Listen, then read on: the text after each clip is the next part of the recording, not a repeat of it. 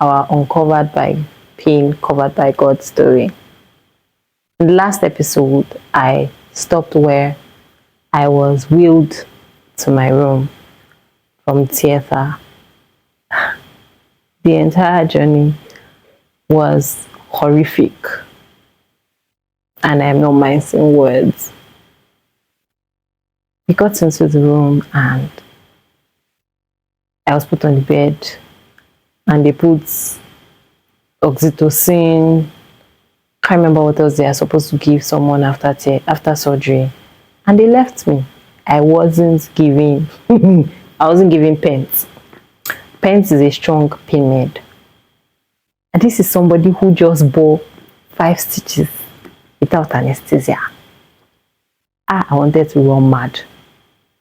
I started screaming for the doctor, and so my husband went to look for the doctor. By this time, Dr. K had gone home, so it was Dr. U. That woman, Jesus will bless her for me. That's all I'll say. Because her attitude is at the bottom of attitudes. Anyway, she came and she was like, I heard you were calling for me. I was just like, what is with this rubbish, nonchalant attitude? Anyway, yes, I'm calling for you because I'm in pain. And she's like, okay, I'll see what I can get you. I said, don't see what you will get me. You will get me pens. Like I told her straight up, you will get me pens because I'm in pain. And so she goes and takes forever and she gets pens and she gives me, but the pain was not going. And looking back now, I think that the reason why the pain wasn't going was because I was in a whole lot of emotional pain combined with physical pain. I was in pain. My God, I was in pain. I barely slept at night. My husband was there, but he was exhausted. So he knocked off at some point. But then we had a sister friend, Victoria. Shout out to you. She was with me in the hospital. And I kept saying, does it make sense to you? Because it doesn't make sense to me. Am I a joke to God? Am I a joke? I'm not Job. My name is not Job. Because what's this? I'm not Job. Don't boast about me. Like, does it make sense to you? No. Tell me, does it make sense? Because it doesn't make sense. I said a whole lot to Victoria that night. I was just ranting. I was raving. I was just saying it as raw as it. I'm like, so what did I lie down on this? Why did I go through surgery? I went through surgery to come out with what? The wind? Are you serious? Like, are you joking? And then I asked my husband, please, I don't know what they are doing. Can I see my baby? Can I at least just see him? And he said, babe, please don't put me in this position. I was like, please, just let me see him. He said, I'll see what I can do. I didn't get to see my baby. And that is one pain that it's ebbing now. I won't say it has gone. But it pained me. It pained me that I wasn't allowed to see my son. It pained me. Then that night went like that. And then the next morning, God sent me a mommy in form of a nurse. Mommy N. Mommy N. She was amazing. Like, she resumed for morning shifts, came in, saw me and wanted to weep.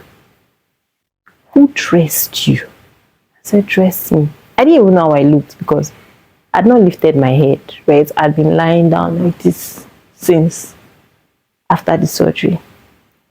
And she was like, how many hours post-surgery is this? And I gave her a rough estimate. And she was like, please, let's prop the bed. You can lift your head. Lift your head slowly. If you feel any pain, let me know. And then I lifted it. I said, no. Do you feel light? No. Do you feel any? No. You can sit up. And when I sat up and looked at myself, I knew why she looked the way she looked. Guys, I had blood. stuck on my body. They didn't clean me well from TFR. Yes, they did not clean me well at all from TFR. Like I said, this was my third surgery, so I know a little bit of how it ought to be, and I'm grateful. Yorùbá bọ̀ wọ́n ní Ọlọ́run kì í ṣe nǹkan kó má fi àyè ọpẹ́ lẹ̀. I'll interpret. God does not do something that he doesn't leave space for thanksgiving. So I said I'm grateful. I'm grateful that this was my third surgery and not my first. Because, hey, my God, if it was my first, I don't even know what we'll be saying now. I don't even know what we'll be saying. It is enough to make somebody run mad. Just thinking about how you were treated. Anyway, she gets to work, wears her gloves, gets her Savlon, gets one thing like this, and takes her time polishing my body. As she starts to clean me, I start crying. And she thinks, oh, she's crying because she just lost her baby. But it wasn't even that. It was the fact of how careful she was, how caring she was, how gentle. She was so gentle, guys. It felt like my mom was tending to me, and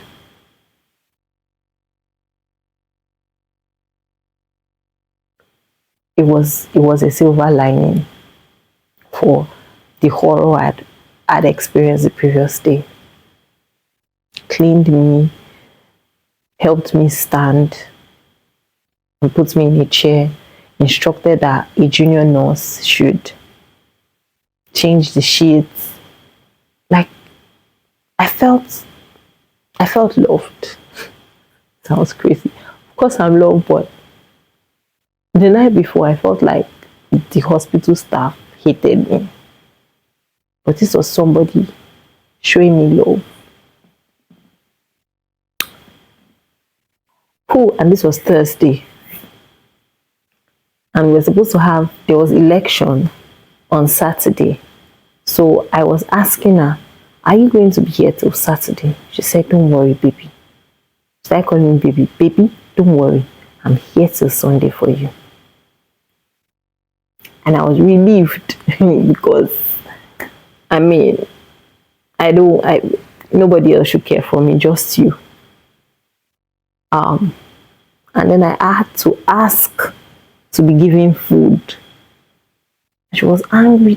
What's happening? The doctor is supposed to have come to check you. That doctor, like I said, God bless her. Took her sweet time to come and check. Said, okay, I can hear bowel movements. I think you can take something, but don't rush it. I'm like, are you guys okay? In my head, though, not out loud, because the Spirit will not allow you to say something. The last time I had anything to eat was Wednesday morning. This was already evening of Thursday. And you're saying I should not rush it. You think I can start with water. Anyway, she said what she said. The important thing is she had bowel movement. Abioya, leave my room, please.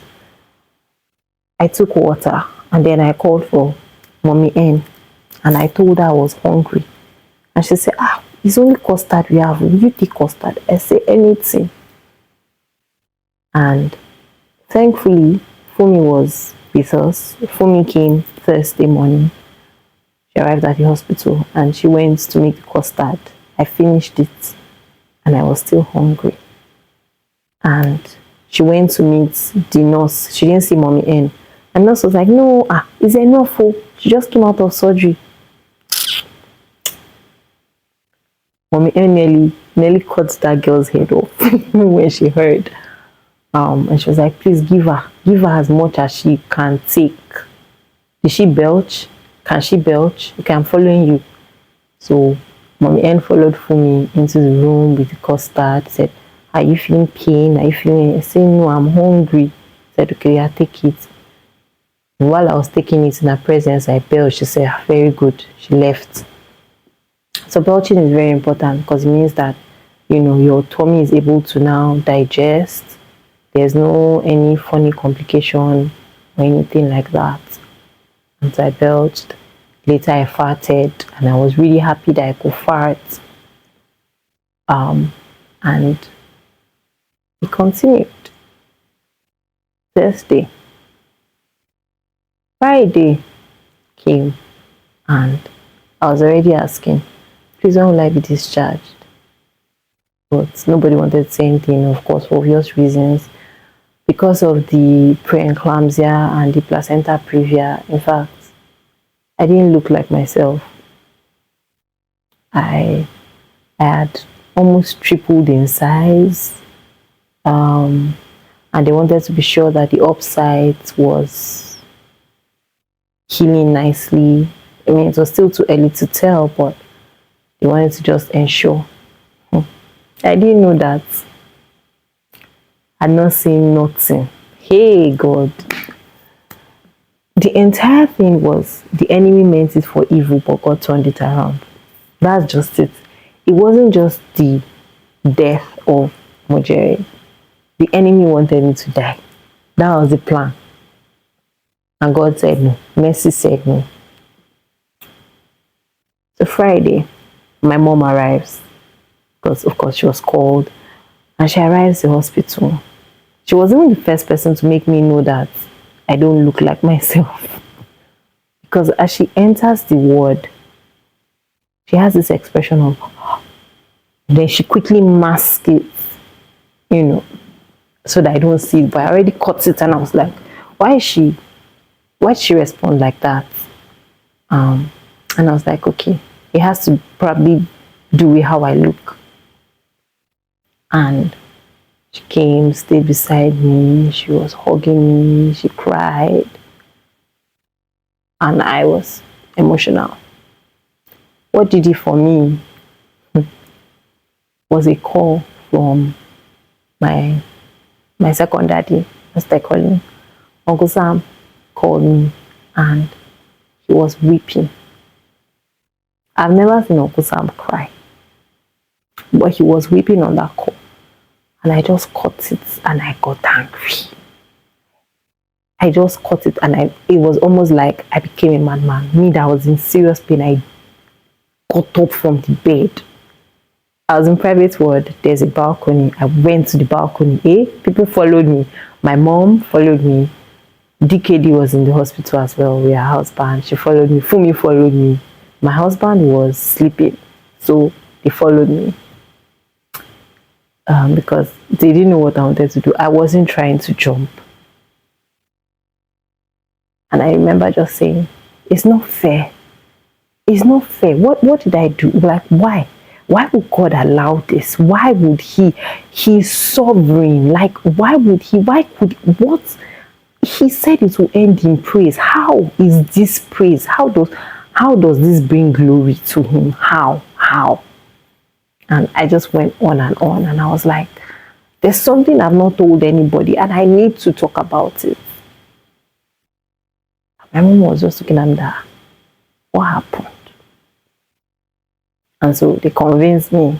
I went back to the room, sat on the bed, and I narrated the ordeal in the theater. And there was no dry eye in the room. And my husband was like, you went through all this? I said, yes. My mom was angry. She was mad. Where is the manager of this hospital? Where is the clinical? She was angry. I've never seen my mom this angry, guys. Like, she was ready to burn down the hospital. And so we finally got the manager in, and I narrated it again. And this time we decided to record the conversation, because I have lawyer friends and I was like, it's like these people don't know who they are dealing with. I will take it up. In fact, all the doctors need to lose their license. That's how angry I was. Like, I don't care. They need to, and those theater nurses, everybody needs to be sanctioned. My mom was mad. The manager came, tried to placate me and say she would investigate, she would get to the bottom of this. They're usually not like that though. That's not how they are. Their hospital is known for clinical. I say hospital is known for, it's not my case that you want to use to do what. But she could see that we're not playing, and I feel like she left that place knowing that things can go south very fast. After she left, I just said the Holy Spirit say, sure, you know you will not do anything. I'm like, but why? Why? It's like, leave it, it's my fight. It's my fight. And I was still trying to be stubborn, and another friend of mine sent me the same message, because I sent her the recording of the whole conversation, and she was like, after listening to it, she was so angry. She was like, she's going to court, that she knows lawyers. What's that? Can you come? They cannot treat her like that. And the SPC says, it's not your fight. And that's how we let it go. And I thought, okay, now I've let it go. Let me be going home. Then I'm brethren, no. My PCV decided to be on the bottom. They took my blood, 48 hours, right? So that was, Friday, Friday afternoon. Took my blood. They wanted to check my PCV. They wanted to check a number of things, but PCV was very important. And when they checked the PCV, it was low. I said, what's all this? Thankfully, before surgery, my husband had already donated 1 pint of his blood. So now we joke and say, your blood is in my body. your blood flows through my veins, literally. We had donated a pint of his blood to the blood bank. So, and we're a match, right, for each other. But he has more blood than me. Anybody to donate in this family is my husband. So they were to set up to give me blood. And that was Saturday. So I missed something. Friday, they wanted to give me something. I can't remember what it was, but IV. At this point, guys, my veins had collapsed. Like all of them. They did not want to be seen. They were tired. This was 2 weeks of constant prodding, poking. My veins on a normal day, it's very hard to find them. Then you are constantly poking and prodding and poking and I had scars on my hand from just having cannula dipped in left, right, and center, both hands. And so this Friday, after narrating all of this, one doctor, Dr. C, yes, that doctor that said it does not really matter, he came and he was trying to convince me to take something intravenously. I said, is there IM? He said, no, they don't give IM. I said, then I'm not taking it. He said, you have to take it, clinical. Well, I walked him out of my room. I was like, what nonsense. Please come over, back, leave this place. I said, I'm not taking. My hands are tired. Do you not even have pity for your patients? I wasn't nice though, because I was still reeling from narrating the experience in the theater. So Saturday, Dr. K comes. No, before that, sorry guys. Same Friday, after sending this Dr. C out, Dr. K comes. Because I told Fumi to find me Dr. K. And then he comes, he says, your sister said you are looking for me. I said, yes. So I have just one question for you. Why did you leave me in the theater? And he was like, I didn't leave. I said, you didn't leave what? You guys did what you wanted to do and left. It was just like, okay, we're done with our business, let's be going. And he said, no, the theater nurses take over when we are done. I'm like, take over from what? Do you even have any idea what happened after you left? And for the 3rd time that day, I narrated everything that happened in the theater. And Dr. K, who always has something to say, could not say a word. He just left. He felt very bad. And I told him that it pains me because you were Mujeri's doctor. So even if everybody is leaving, you should not have left. And so Saturday, when he comes to give me the blood, I first find my vein, because that Friday I said I'm not taking anything again. I've been bearing pain. I mean, I bore 5 stitches without anesthesia. So what is it that you want to give me that I cannot bear the pain? When Dr. K came in on Saturday, first thing he said was, I want to apologize. I'm really sorry. And then he said some other things that honestly I didn't hear, so I don't remember. The apology was it for me. And then he said, okay, now let's try to beg your veins. So he said, I won't poke you because I know you've been poked a lot. I won't just poke you. We're going to do something that we used to do in med school. We will draw lines with biro everywhere I suspect I am seeing a vein. And so that was what he did. So he had like 3 lines drawn with biro. He said, but I really need a strong vein because this is blood we're talking about. It needs to flow well. And there needs to be no clotting, you know. So he just kept touching my hand and begging the vein, please now, come out. I know we've shown you Pepe, but please, she needs this blood. Finally, we got a vein. And then they set up the blood. And then he told me he can't give me everything at once. There was just a lot of drama. So I had to sit on that chair that is like a toilet for the entire time of taking that blood. I was in physical pain because upside pain is not your mate.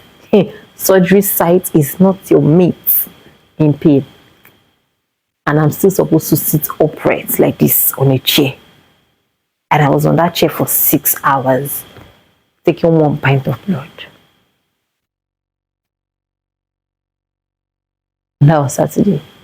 And I told him, Sunday, I'm going home. He said, Grace, you can't do that. I said, Dr. K, don't even go there. Sunday, I'm going home. Say, let the blood go in first. You know, we have to check after 24 hours, blah, blah, blah. I said, and the lab does not open on Sunday. I said, what is this that you are doing? I said, I'm going home tomorrow. Anyway, my husband prevailed on me. Let's just check and all. So we took the blood. I waited Monday morning.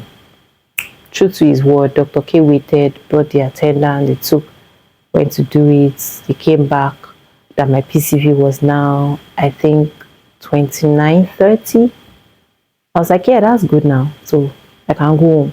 It's like, you just want to go. I said, I want to leave the hospital. And guys, do you know another reason why I really wanted to leave?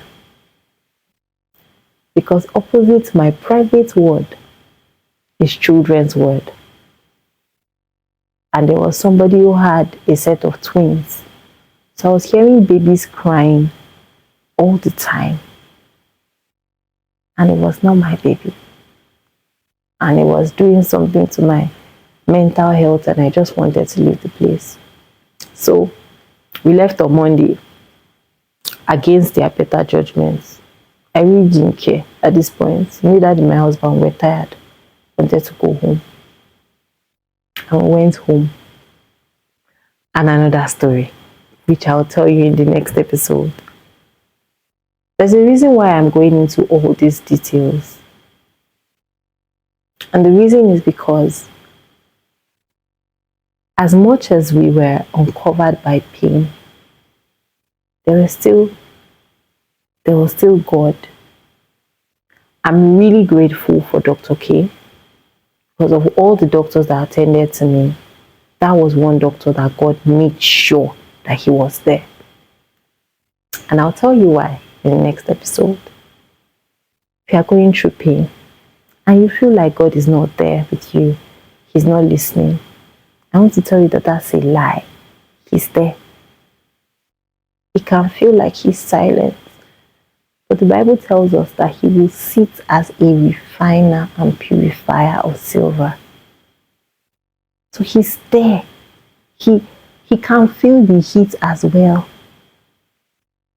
Don't ask me why, he allows some things.